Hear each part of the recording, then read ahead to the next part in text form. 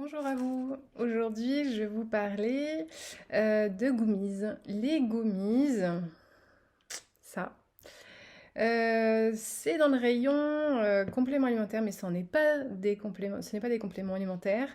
Ce sont effectivement des bonbons. On vous promet une repousse de cheveux superbe, ok. D'accord, alors après, avec la composition de ces bonbons, honnêtement, il n'y a pas grand-chose. Même si effectivement il y aurait une repousse, il y a quand même les deux premiers ingrédients, donc lisez bien les étiquettes. Vous avez des sirop de glucose et du sucre. C'est de gummies, donc en fait des bonbons. Donc forcément, il y a du sucre à l'intérieur. Donc vous faites une cure de sucre.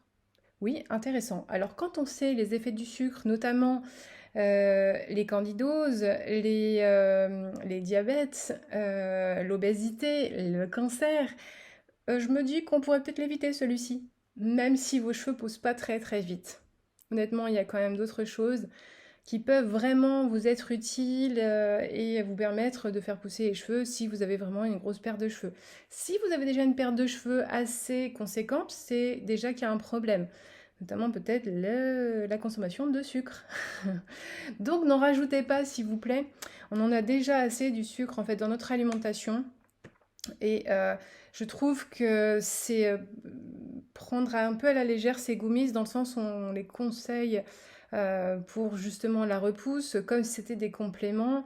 Ce n'en est pas. Vous regardez bien les étiquettes en fait des compléments alimentaires, vous ne trouverez pas de sucre.